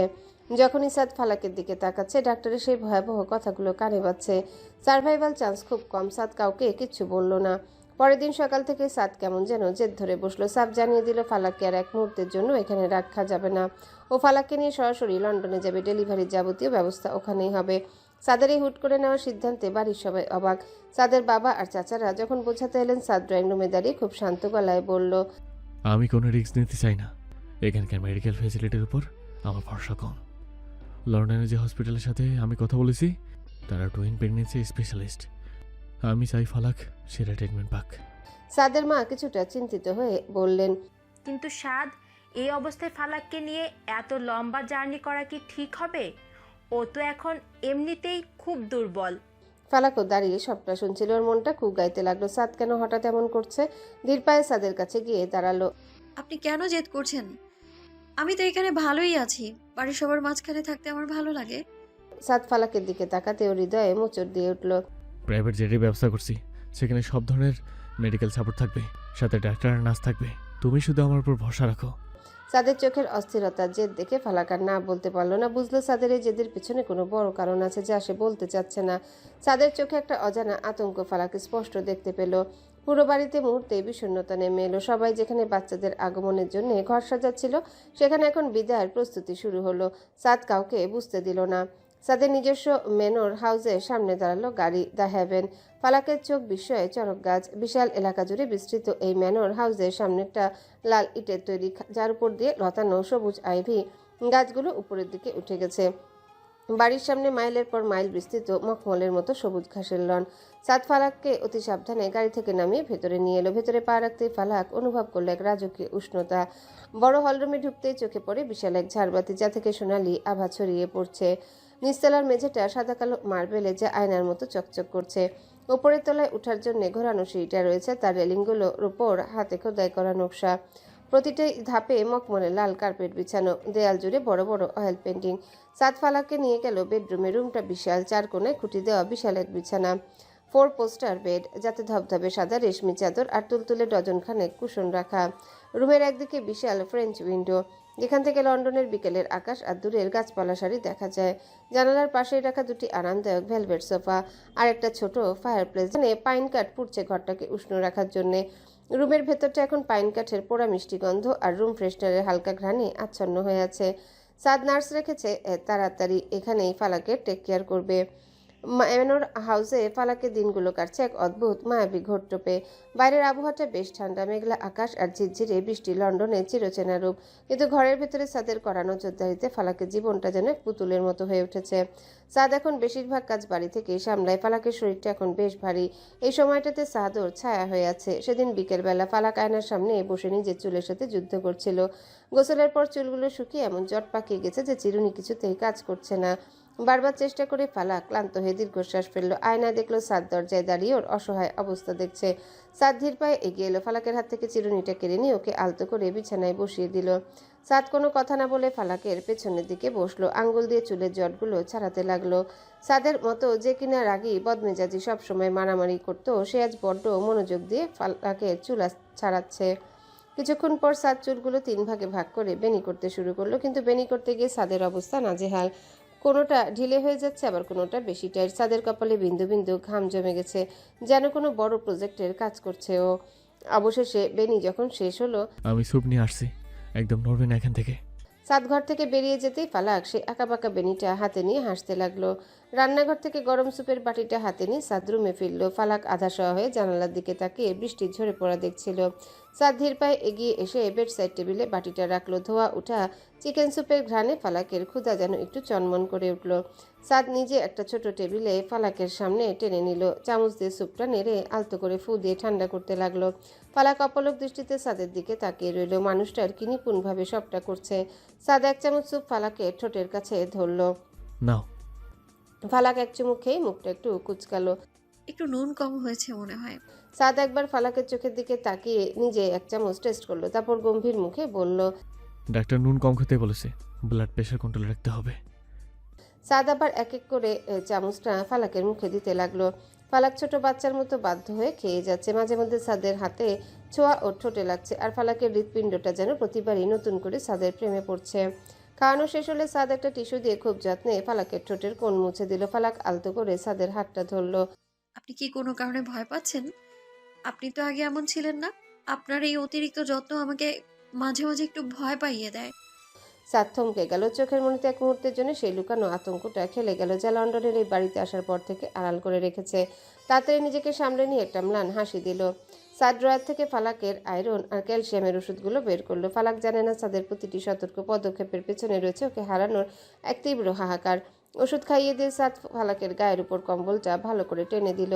ফালাক যখন চোখের পাতা বন্ধ করলো, সাদ তখনও ওর শিয়রে বসে রইল। এই মেয়েটাকে স্যার আমি থাকতেই পারবো না। রাতের নিস্তব্ধতা চিরে ফালাকের গগন বিদারী চিৎকার দেয়ালগুলোতে আছড়ে পড়ল। সাদের পৃথিবীটা যেন মুহূর্তে দুলে উঠল।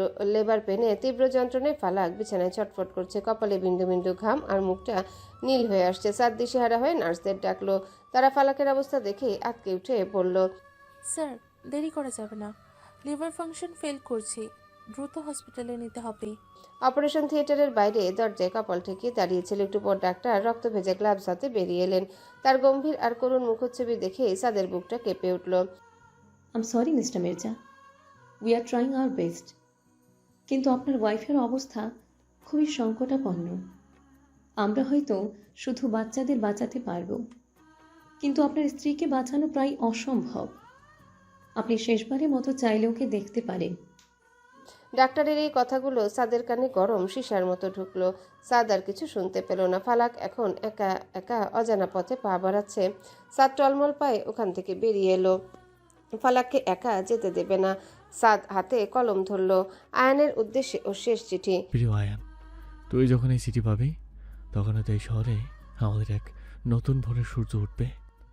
আয়ান, তুই তো জানিস আমার জীবনটা আগে কেমন ছিল, পাথরের মতো শক্ত আর নীরস আর একা। ফালাক যখন আমার জীবনে প্রথম এলো, আমি ওকে দুই চোখে দেখতে পারতাম না।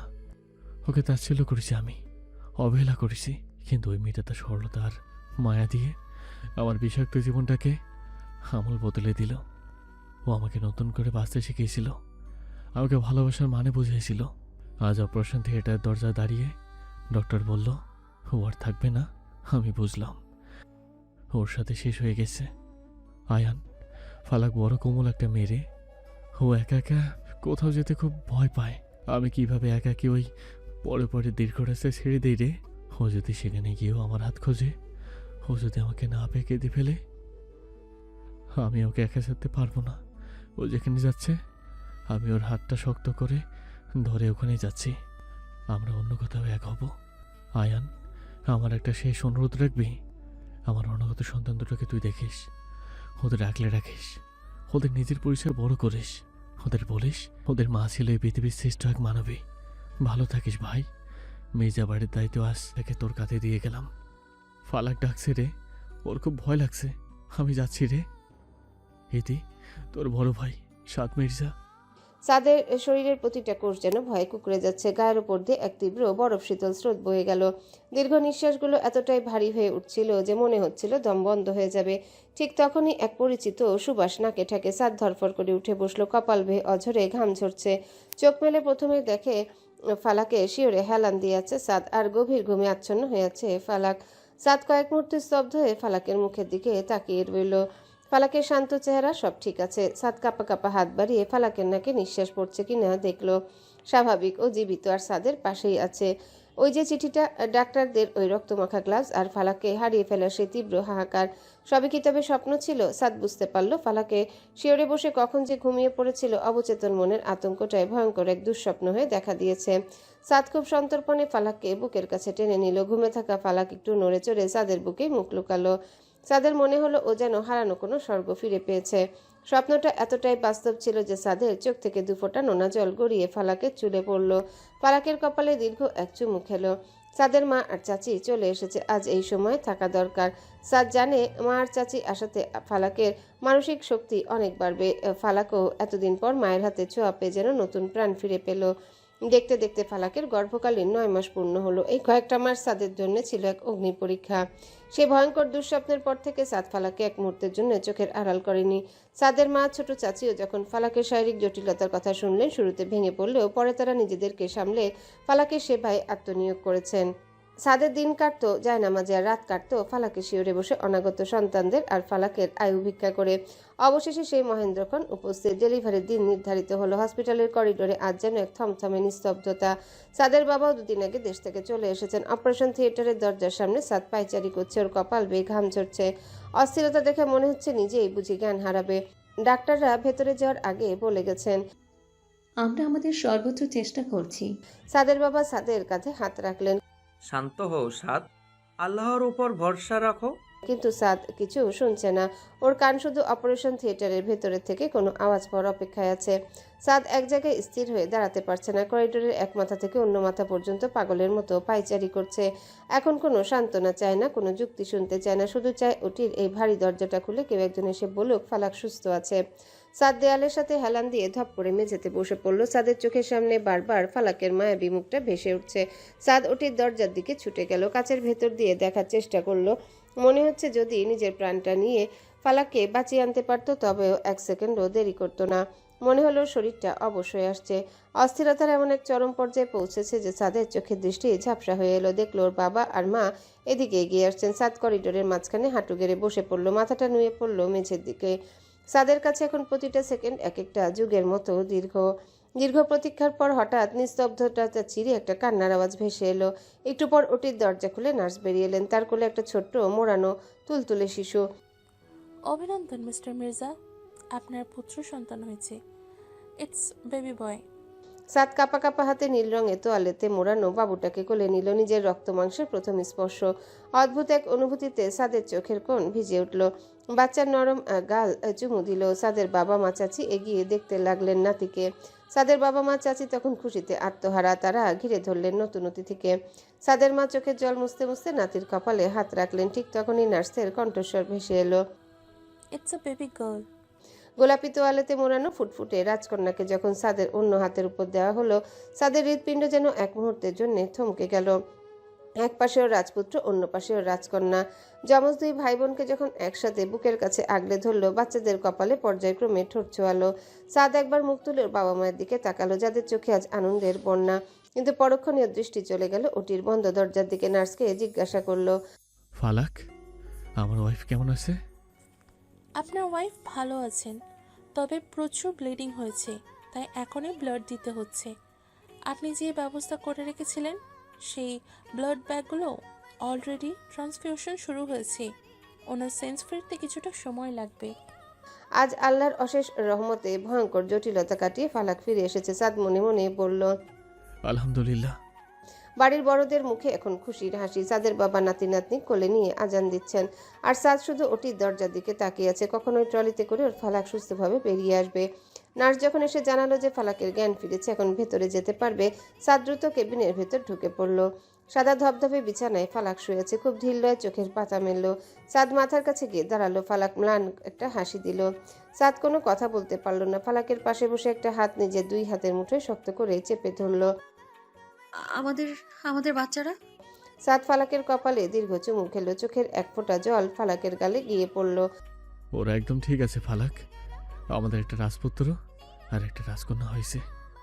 ফালাকের চোখে আনন্দের জল চিকচিক করে উঠল। অস্ফুট স্বরে বলল, আপনি কাঁদছেন কেন? আমি তো ঠিক আছি।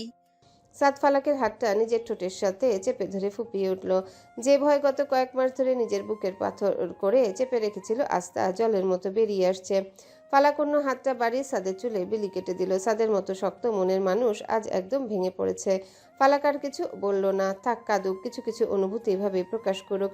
ঠিক তখনই সাদের মা চাচি দুই কোলে দুইটা বেবিকে নিয়ে কেবিনে ঢুকলেন। ফালাকের বুকের উপর যখন ওর সন্তানদের রাখা হলো, তখন ফালাক যেন এক স্বর্গীয় সুখ ভরে উঠল। ওদের মুখ দেখে ওর সব কষ্ট এক নিমিষে মুছে গেল। সাদ এক পাশে দাঁড়িয়ে ফালাক আর তার দুই সন্তানের দিকে তাকিয়ে আছে। সাদের পৃথিবী। কেবিনে এখন সাদ আর ফালাক আছে। ফালাক সাদের একটা হাত টেনে নিজের গালে রাখলো। ঠোঁটের কোণে ফুটে উঠেছে হাসি। আজ সাদ আর ফালাকের কাছে পৃথিবীর সবচেয়ে উষ্ণ সুন্দর দিন। 10 দিন পর ফালাক আর বাচ্চাদের নিয়ে সাদ এখন বাড়িতে। এক পাশে সাদের রাজপুত্র হাত পা ছুঁড়ে খাচ্ছে। সাদ তখন খুব কায়দা করে তার রাজপুত্রের ডায়পার চেঞ্জ করার চেষ্টা করছে। কপালে ভাঁজ, চরম মনোযোগ দিয়ে কাজটা করছে, যেন কোনো বড় বিজনেস ডিল সাইন করছে। আপনি উল্টো পড়িয়েছেন, ওই দিকটা সামনে হবে। ফালাক হাসতে হাসতে বলল। সাদ থমকে গিয়ে নিজের কাজের দিকে তাকালো। তারপর একটা দীর্ঘশ্বাস ফেলে ফালাকের দিকে তাকালো। ফালাক হাসতে হাসতে সাদের হাত থেকে বাবুকে নিয়ে নিল। সাদের এই বাবা রূপটা ওর কাছে সবচেয়ে প্রিয় লাগছে। সাদ ফালাকের পাশে ধপ করে বসে পড়ল। ফালাক এক হাতে বাবুকে আগলে অন্য হাত দিয়ে সাদের গাল ছুঁয়ে দিল। আপনি অনেক ক্লান্ত হয়ে গেছেন। সারা রাত আপনি ওদের সামলান, আমাকে ঘুমানোর সুযোগ দেন, অথচ আপনার নিজেরও তো বিশ্রাম দরকার। সাদ এবার ফালাকের হাতটা নিজের ঠোঁটে চেপে ধরে চুমু খেলো। তুমি 9 মাস যে দখল সহ্য করেছো, তার তুলনায় আমার এই কয়েক রাত জায়গা তো কিছুই না। ঠিক তখনই সাদের রাজকন্যাও জেগে উঠে সরু গলায় কান্না শুরু করলো। সাদ চট করে ওকে কোলে তুলে নিয়ে রুমময় হাঁটতে লাগলো আর নিচু স্বরে গুনগুন করে গান গাইতে শুরু করলো। ফালাক অপলক দৃষ্টিতে ওর জীবনের সবচেয়ে সুন্দর দৃশ্যটা দেখতে লাগলো। ফালাক হালকা গোলাপি রঙের একটা ওভারকোট আর সাদা স্কার্ফ জড়িয়ে বাগানময় ধীর পায়ে হাঁটছে। কোলে ছোট্ট আয়রা। আয়রা ওর চোখ মেলে বাগানের রঙিন ফুলগুলো দেখছে আর হাত পা ছুটছে। পাশেই হাঁটছে ন্যানি এলিজাবেথ, তার কোলে আরিশ। আরিশ যেন খুব মনোযোগ দিয়ে বাগানের বড় বড় গাছগুলোর দিকে তাকিয়ে প্রকৃতির রহস্য বোঝার চেষ্টা করছে। সাদ আর ফালাকের ছেলের নাম আরিশ আর মেয়ের নাম আয়রা। আরিশ আর আয়রার এখন 6 মাস চলছে। বাগান থেকে ফিরে ফালাক বাচ্চাদের নিয়ে তাদের রুমে ঢুকলো। আয়রা আর আরিশের এখন খাবারের সময় হয়েছে। ফালাক অতি সাবধানে দুজনকে তাদের ডাবল দোলনায় শুইয়ে দিল। লক্ষ্য করলো আরিশ আর আয়রা দুজনেই খুব ফুরফুরে মেজাজে আছে। ওরা দোলনায় শুয়ে শুয়ে হাত পা ছুটছে, নিজেদের মধ্যে আধো আধো ভাষায় কি যেন বলছে। ফালাক ওদের কপালে একটা করে চুমু দিয়ে দ্রুত কিচেনে গেল দুধ রেডি করতে। কিচেনে গিয়ে ফালাক খুব সতর্কতার সাথে ফিডারগুলো স্টেরিলাইজ করে দুধ তৈরি করলো। দুধ নিয়ে ঘরে ফিরে ফালাক এক অদ্ভুত সুন্দর দৃশ্য দেখলো। আরিশ আর আয়রা দুজনের দোলনায় পা উঁচিয়ে খেলছে। আরিশ তার নিজের পায়ের আঙ্গুল ধরার চেষ্টা করছে আর আয়রা সেটা দেখে হাসছে। বাচ্চাদের এই চঞ্চলতা দেখে ফালাকের মনটা ভুলে গেল। কাছে গিয়ে ফালাক আয়রাকে একটু চেক করতেই বুঝলো ওর ডাইপার চেঞ্জ করা দরকার। ডাইপার চেঞ্জ করে আয়রাকে ফ্রেশ করে নিয়ে ফালাক ফিডার হাতে নিল। ন্যানি এলিজাবেথ ঠিক সেই সময় রুমে ঢুকলেন। তিনি আরিশকে নিজের কোলে তুলে নিলেন ফিডার খাওয়ানোর জন্য, আর ফালাক আয়রাকে নিয়ে বিছানায় হেলান দিয়ে বসলো। আয়রা ফালাকের কোল ঘেঁষে শুয়ে ফিডার খেতে শুরু করলো। ওর ছোট ছোট হাত পাগুলো দিয়ে ফিডারটা আঁকড়ে ধরার চেষ্টা করছে। ন্যানির কোলে আরিশও খুব শান্ত হয়ে দুধ খাচ্ছে। পুরো রুমটাতে এখন এক শান্ত স্নিগ্ধ পরিবেশ। শুধু বাচ্চাদের দুধ খাওয়ার একটা মৃদু শব্দ। ফালাক মনে মনে ভাবছে জীবনটা কত দ্রুত বদলে গেল। কয়েক মাস আগেও এই রুমে একা ছিল, আর আজ ওর চারিপাশে দুটো প্রাণ। সাদ রাতে বাসায় ফিরল। চোখ দুটো খুঁজে বেড়াচ্ছিল তার দুটো কলিজার টুকরোকে। সাদ রুমে ঢুকে দেখলো ফালাক বাচ্চাদের নিয়ে ব্যস্ত, ব্রেস্ট ফিডিং করাচ্ছে। দ্রুত ওয়াশরুমে গিয়ে ফ্রেশ হয়ে একটা পাতলা টি শার্ট আর ট্রাউজার পরে বেরিয়ে এলো। ভেজা চুল থেকে টপ টপ করে পানি পড়ছে, সেদিকে ওর কোনো খেয়াল নেই। সরাসরি গিয়ে বিছানায় বসা আরিশকে কোলে তুলে নিল। বাবাকে কাছে পেয়ে আরিশ আর আয়রা যেন হাতে চাঁদ পেল। হাত পা ছুড়ে আধো আধো শব্দে তারা সাদের সাথে যেন গল্প জুড়ে দিল।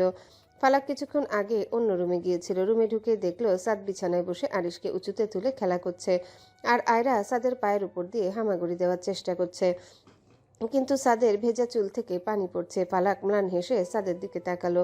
সাদের পরনে সাধারণ একটা টি শার্ট আর ট্রাউজার, চুলগুলো অবিন্যস্ত, চোখে ঘুমের রেশ, অথচ এই অগোছালো সাদকে আজ ফালাকের কাছে পৃথিবীর সবচেয়ে সুদর্শন পুরুষ মনে হচ্ছে। এই মানুষটা একটা আস্ত পাগল। ঠিক মতো চুল না মুছেই বাচ্চাদের কাছে চলে এলো। কোলে নেয়ার জন্য একদম পাগল হয়ে থাকে। বাইরে থেকে এসে একটুও কি তর্স হয় না আপনার?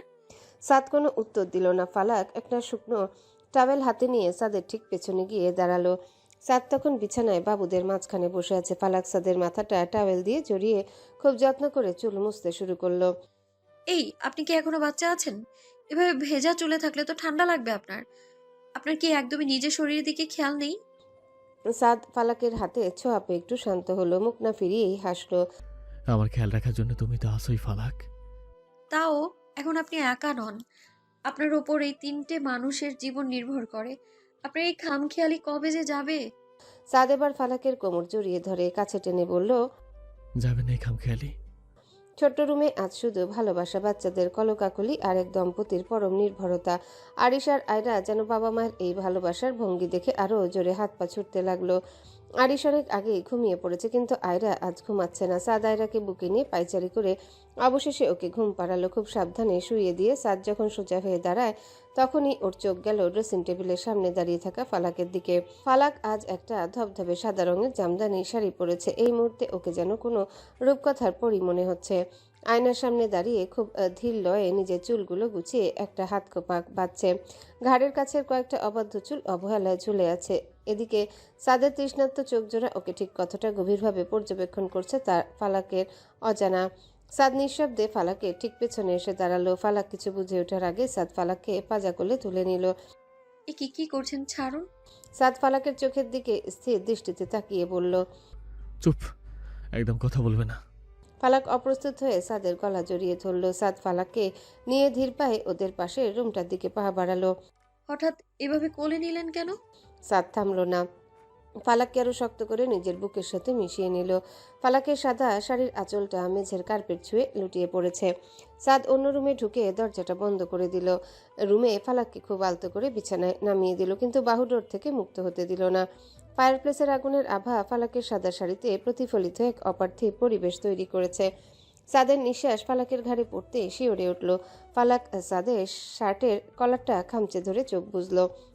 সাদের দুহাত ফালাকের খোপাটা খুলে দিতেই একরাশ কালো মেঘের মতো চুল ছড়িয়ে পড়ল বিছানায়। একরাশ মেঘের মতো চুলগুলো বিছানায় ছড়িয়ে পড়তে সাদ ফালাকে চুলের ঘ্রাণে নিজেকে ডুবিয়ে দিল। সাদ নিজের টি শার্টটা খুলে দূরে ছুঁড়ে মারল। পেশিবহুল বুকটা ফালাকের নরম শরীরের সাথে মিলেমিশে একাকার হয়ে গেল। সাদের বাহুডোরে ফালাক নিজেকে সঁপে দিল এক পূর্ণ সমর্পণে। শাড়ির ভাঁজগুলো ক্রমে আলগা হয়ে এলো। সেই রাতে সাদ আর ফালাক একে অপরের নিঃশ্বাসে নিঃশ্বাস মেলালো। দুটি হৃদয়ের একে অপরের প্রতি তীব্র টান আর আত্মিক এক মিলন হলো।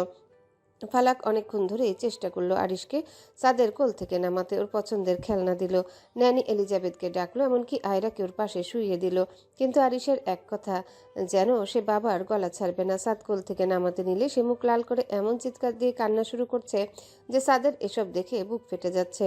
আপনি যান, ও একটু পর শান্ত হয়ে যাবে। এভাবে কোলে নিয়ে থাকলে তো আপনার দেরি হয়ে যাবে। সাদ আরিশের পিঠে হাত বুলিয়ে আদর করতে করতে ফালাকের দিকে তাকালো। না ফালাক, এভাবে কান্না রেখে আমি কাজে মন দিতে পারবো না। আজ না হয় আসি, আমার সাথে অফিসে যাবে।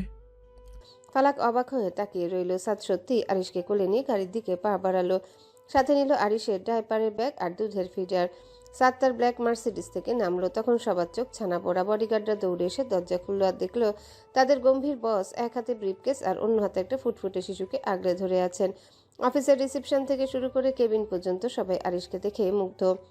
কয়েকজন এগিয়ে এলো কোলে নিতে, কিন্তু আরিশ তার বাবার শার্টের কলার খামচে ধরে সবার দিকে এমনভাবে তাকালো যেন বলছে, খবরদার, আমার বাবার কাছে কেউ আসবে না। আজকের প্রজেক্টটা ছিল কয়েক মিলিয়ন ডলারের। কনফারেন্স রুমের বিশাল টেবিলের চারিদিকে নামি দামি ইনভেস্টররা বসে আছেন।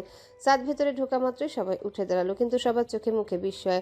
সাদ নিজের চেয়ারে বসলো, কোলে তার ছেলে। আরিশ তখন সাদের টাইটা নিয়ে খেলতে ব্যস্ত। জেন্টলম্যান, আজকে মিটিং শুরু করার আগে এটা করার নির্দেশ। কেউ উচ্চস্বরে কথা বলবে না, কোনো তর্ক বিতর্ক বা চিৎকার শব্দে যেন না শুনি। আমার ছেলে ভয় পেয়ে গেলে কিন্তু আপনাদের কেরিয়ারের জন্য সেটা ভালো হবে না। আশা করি কথাটা মনে থাকবে। পুরো মিটিং রুমে পিনপতন নীরবতা নেমে এলো। সবাই এতটাই সাবধানে প্রেজেন্টেশন দিচ্ছিল যেন ফিসফিস করে কথা বলছে। সাদ মাঝে মাঝে ল্যাপটপে নজর দিচ্ছে, আবার মাঝে মাঝে আরিশের মাথায় হাত বুলিয়ে দিচ্ছে। আরিশও একদম শান্ত হয়ে বসে রইল পুরো সময়টা। মিটিং শেষে সাদ নিজের কেবিনে ফিরে এলো। আরিশকে সোফায় শুইয়ে ফিডার খাওয়াতে লাগলো। ঠিক তখনই সাদের ফোনের স্ক্রিন জ্বলে উঠলো। ফালাক ভিডিও কল দিয়েছে। সাদ কলটা রিসিভ করে ক্যামেরাটা আরিশের দিকে ধরল। কি অবস্থা আপনাদের দুই সাহেবের? মিটিং কি সাকসেসফুল, নাকি আরিশ নিজেই প্রেজেন্টেশন দিয়েছে? সাকসেসফুল। ভিডিও কলের ওপাশে ফালাকের হাসি মুখ দেখে সাদের সারাদিনের ক্লান্তি নিমিষে উধাও হয়ে গেল। আরিশ তখন ফিডার শেষ করে তৃপ্তির ঢেকুর তুলছে আর বড় বড় চোখ করে স্ক্রিনে তার মাকে দেখছে। আমি আসছি হাফ এন আওয়ারের মধ্যে। আচ্ছা, আরিশকে সাবধানে নিয়ে আসবেন, আর শার্টের বোতামটা একটু ঠিক করে নিন। আরিশ মনে হয় আপনার কলারটা টেনে একদম নষ্ট করে দিয়েছে। সাদ নিজের কলারের দিকে তাকিয়ে হাসলো। সত্যি আরিশের ছোট হাতের টানে সাদের স্যুটটা আজ অগোছালো হয়ে গেছে। ভিডিও কলটা কেটে দিয়ে সাদ আরিশকে করে তুলে নিল। আরিশের বুকের উপর মাথা রেখে একটা লম্বা হাই তুলল। সাদ ওর কপালে চুমু দিয়ে বলল, চলো বাবা, এবার বাড়ি ফিরি। তোমার মা আর বোন আমাদের জন্য অপেক্ষা করছে। অফিসের করিডোর দিয়ে সাদ আবার বেরিয়ে যাচ্ছে। তখন সবার চোখে মুখে শুধু একটাই কথা, মির্জা স্যার যে এতটা কেয়ারিং বাবা হতে পারেন তা কল্পনার বাইরে ছিল। ফালাক অনেক কষ্টে আরিশ আর আয়রাকে ঘুম পাড়িয়েছে। আজ সাদ পাশের রুমে কাজ করছে অনেকক্ষণ হলো। এরপর ফালাক ডাকতে যায়। ফালাক ধীর লয়ে দরজা ঠেলে ভেতরে পা রাখলো। পুরো রুমটা ডিম লাইট দিয়ে আলোকিত করে রাখা হয়েছে। সাদ কোথাও নেই। ফালাক এদিক ওদিক তাকিয়ে ডাকলো, কোথায় আপনি? ফালাক রুমের মাঝখান দিকে এগুতে লাগলো। হঠাৎ করে কিছু একটার সাথে পা লেগে ফালাক হোঁচট খেলো। টাল সামলাতে না পেরে সামনের বিছানাটার উপর ধপ করে পড়ে গেল। ঠিক তখনই সিলিংয়ের উপর থেকে শত শত রঙিন বেলুন আর হার্ট শেপের বেলুন ঝরঝর করে ফালাকের গায়ের উপর পড়তে লাগলো। ফালাক সম্পূর্ণ অবাক। মুহূর্তের জন্য মনে হলো বাস্তব জগতে নেই, কোনো এক স্বপ্নের রাজ্যে হারিয়ে গেছে। ঠোঁটের কোণে ফুটে উঠল এক অনাবিল হাসি। বিছানায় উঠে বসে দুহাতে বেলুনগুলো সরাচ্ছিল। মনটা এক লহমায় খুশিতে ভরে উঠল। হুট করেই মৃদু আলোগুলো নিভে গেল। পুরো ঘর একদম ঘুটঘুটে অন্ধকার। ফালাক এক মুহূর্তের জন্য ঘাবড়ে গেল। অন্ধকারের বুক চিরে শুধু সাদের উপস্থিতির ঘ্রাণ পাচ্ছিল। ঠিক তখনই একটা ক্লিক শব্দ হলো আর সাদের হাতে জ্বলে উঠল একটা ছোট্ট লাইটার। ছোট্ট আগুনের শিখায় ফালাক দেখলো সাদের মুখটা। আগুনের আভায় সাদের তীক্ষ্ণ চাহনি ফালাককে যেন হিম করে দিল। সাদের অন্য হাতে ধরা ছোট্ট একটা চকলেট কেক। শুভ জন্মদিন আমার নিশিরাতে জোনাকি। এই অন্ধকার ঘরে আমার এক চিলতি আলো হয়েই থেকে সারা জীবন। ফালাক নির্বাক, শুধু অপলক দৃষ্টিতে তাকিয়ে আছে সাদের দিকে। লাইটারের শিখাটা কাঁপছে আর সেই সাথে ফালাকের বুকের ভেতরটাও দুলছে এক অপূর্ব আবেশে। সাদের এই নিশিরাতের জোনাকি ডাকটা যেন ফালাকের আত্মার খুব গভীরে গিয়ে ধাক্কা দিল। আপনি আপনি এসব কিছু কখন করলেন? যে যাকে ভালোবাসে তার জন্য সময় আর সুযোগ তৈরি করে নিতে হয় ফালাক। এরপর ফালাককে কেক খাইয়ে দেয়। ফালাক মনে মনে খুব খুশি। জন্মদিন পালন তো দূরে, কেউ কখনো মনেই রাখেনি, আর আজ মনে মনে চাইলো যেন জীবনের প্রতিটা জন্মদিন এই মানুষটার বাহুডোরেই কাটে। ফালাক কাঁপা কাঁপা হাতে এক টুকরো কেক সাদকে খাইয়ে দিল। ফালাক আর নিজেকে ধরে রাখতে পারল না। কেকটা একপাশে রেখে সাদের বুকে আছড়ে পড়ল। সাদের শার্টটা খামচে ধরে ডুকরে কেঁদে উঠল। এ এক অদ্ভুত সুখের কান্না। সাদ ওকে দুই বাহু দিয়ে পিষ্ট করে জাপটে ধরল। আমি খুব ভাগ্যবতী, খুব বেশি ভাগ্যবতী। আপনি না থাকলে আমি জানতামই না যে ভালোবাসা এতটা সুন্দর হতে পারে। সাদ ফালাকের চুলে গভীর একটা চুমু খেলো। বেলুনগুলো বিছানার চারিধারে ছড়িয়ে ছিটিয়ে আছে। সাদ আর ফালাক শুয়ে আছে। ফালাক সাদের প্রশস্ত বুকের উপর মাথা রেখে হৃদস্পন্দন শুনছে, যে হৃদস্পন্দন এখন শুধু ফালাকের নামেই স্পন্দিত হয়।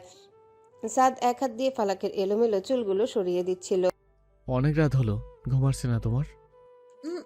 মোটেও না। আমার কেন যেন মনে হচ্ছে আমি চোখ বুঝলেই এই সুন্দর স্বপ্নটা ভেঙে যাবে। সাদ ফালাকের চিবুকটা ধরে মুখটা উঁচিয়ে ধরে। চাঁদের আলোয় ফালাকের মুখ জল জল করছে। তাহলে একটা গান শুনবে? ফালাক অবাক হয়ে সাদের দিকে তাকালো। সাদ মির্জা গান গাইবে তা নিজে বলছে? আপনি গান গাইবেন সত্যি? সাদ গাইতে শুরু করলো। ফালাক মন্ত্রমুগ্ধের মতো শুনতে লাগলো। দেখতে দেখতে 3টা বছর পেরিয়ে গেল।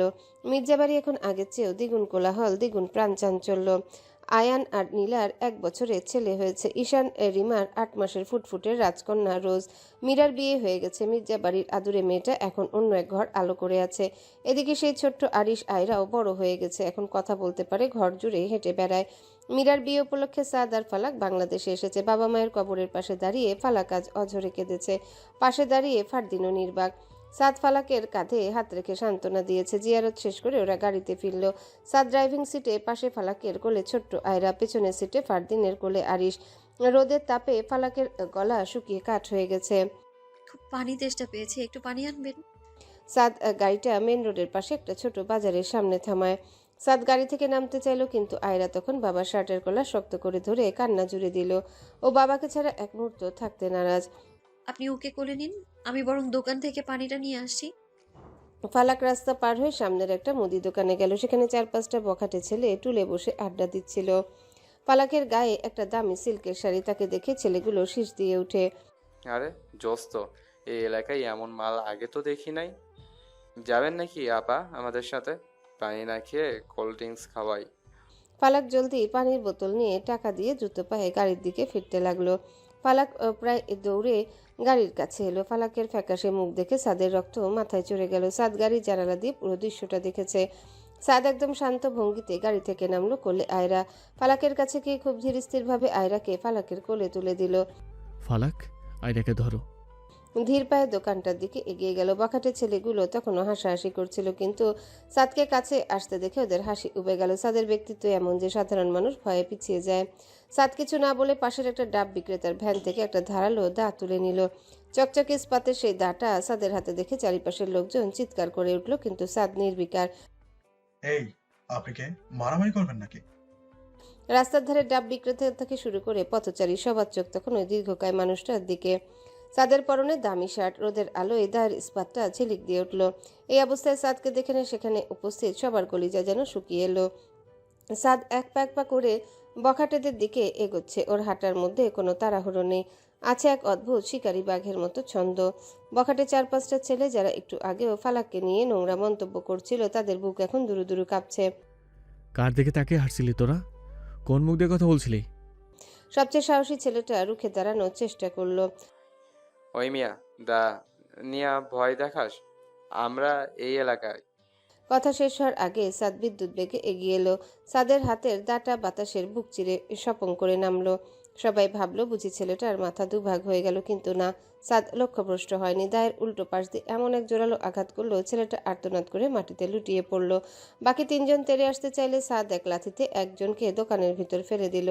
এ যেন সেই পুরনো মাস্তান সাদ মির্জা। সাদ দাটা ঘুরিয়ে একজনের হাতের কবজিতে আলতো করে কোপ দিল, যাতে ফেনকি দিয়ে রক্ত ছুটে এলো। ছেলেটা হাত চেপে ধরে চিৎকার করতে করতে পিছু হটতে লাগলো। আমি যখন এই শহর দাপিয়ে বেড়াতাম, তোরা তখন হাঁপান পরে ঘুরতি।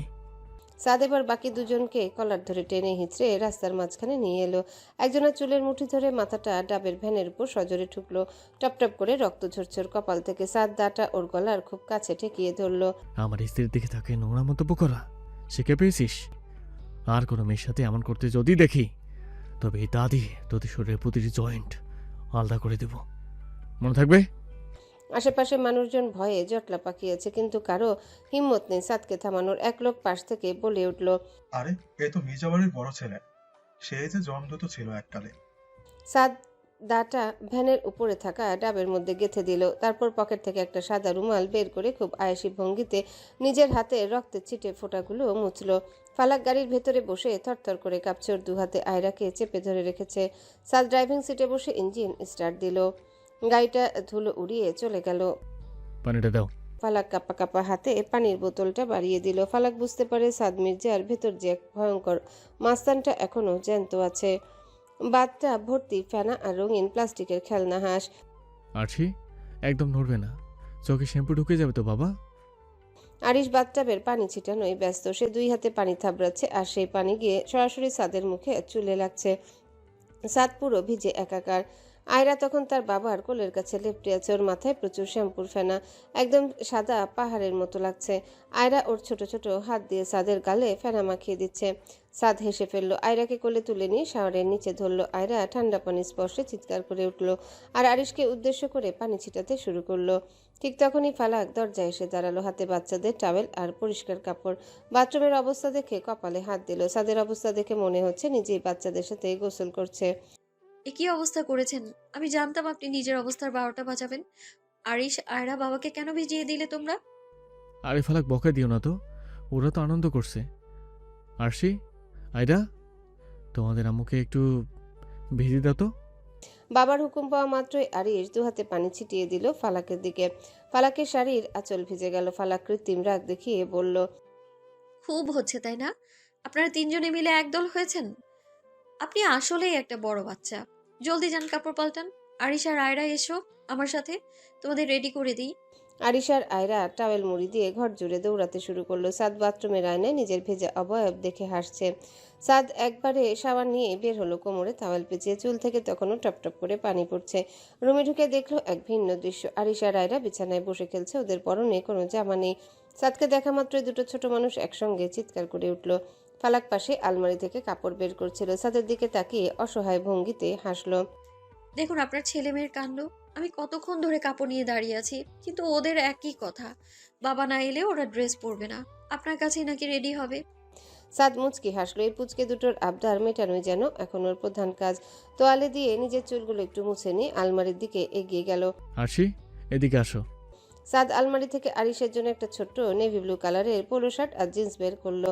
আরিশ খুব বাধ্য ছেলের মতো বাবার সামনে দাঁড়িয়ে গেল। সাদ খুব যত্ন করে শার্টের বোতামগুলো লাগিয়ে দিল আর চুলে একটু জেল মেখে স্পাইক করে দিল। একদম সাদের ছোট সংস্করণ লাগছে আরিশকে।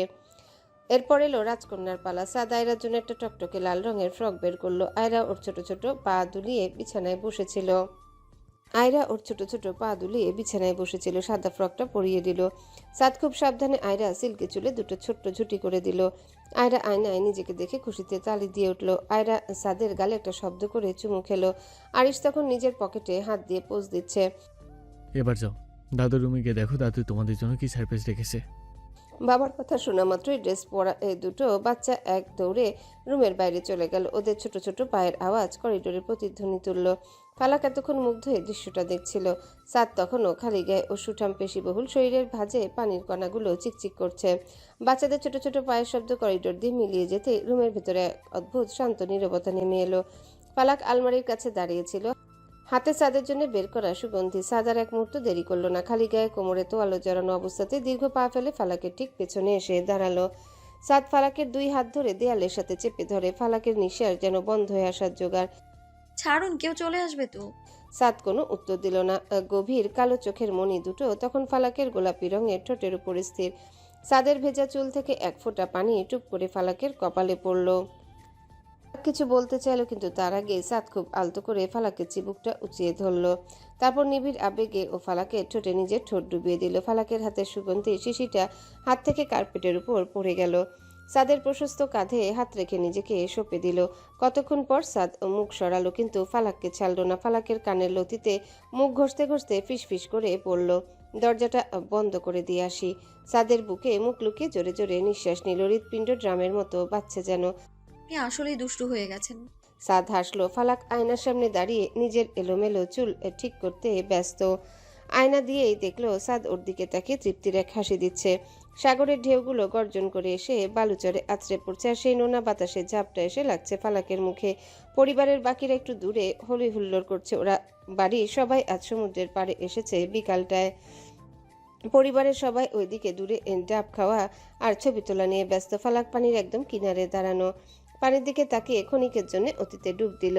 ওর মনে পড়ল সেই দিনগুলোর কথা, যখন মির্জাবাড়িতে একরাশ ভয় আর অনিশ্চয়তা নিয়ে পা রেখেছিল। কত রাত একা কেটেছে, একাকিত্ব গুনত সাদের জন্য অপেক্ষা করত। তখনও জানতো না যে একদিন এই মানুষটায় তার আকাশ হবে। হঠাৎ এক জোরালো ঢেউ এসে ফালাকের পা ভিজিয়ে দিয়ে গেল।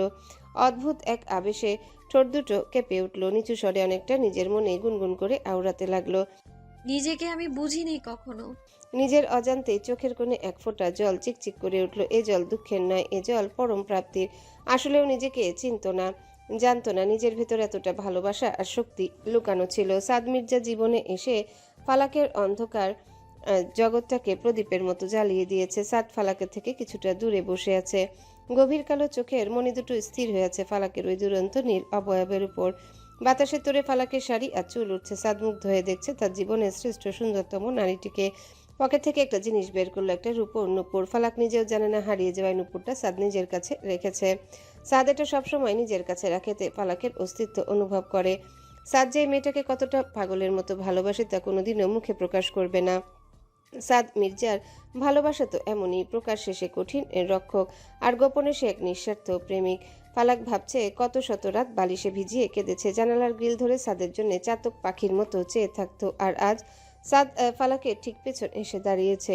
ফালাকের কাঁধে হাত রাখে ফালাক ফিরে তাকালো। সাদের চোখে দেখতে পেল এক মহাসমুদ্রের চেয়েও গভীর ভালোবাসা। যে মানুষটা একসময় পাথরের মতো কঠোর ছিল, আজ তার চোখে ফালাকের জন্য এক অদ্ভুত আর্দ্রতা।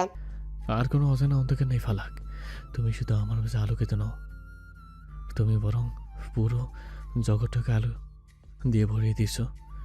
আমার নিশিরাতে জোনাকি, আজ আমার ভাগ্যের ধ্রুব তারা হয়ে গেছো তুমি।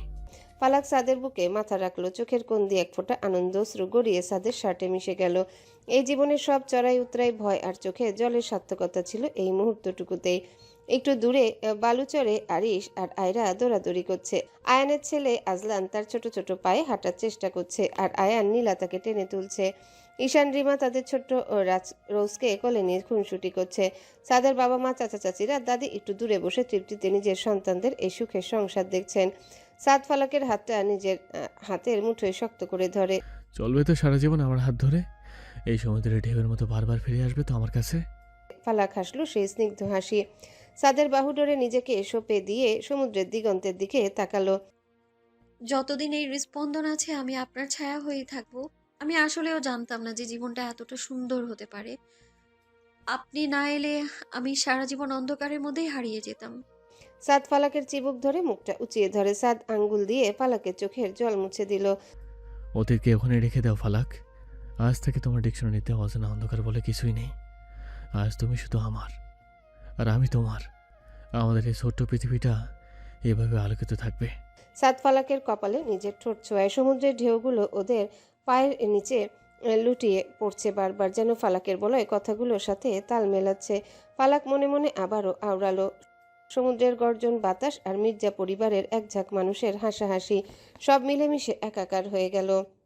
চট্টগ্রামের এই গোধূলি সাক্ষী হয়ে রইল এক অবিনশ্বর প্রেমে, যা একদিন ভয় আর ঘৃণা দিয়ে শুরু হলেও আজ তা শেষ হলো এক অতলান্ত ভালোবাসায়।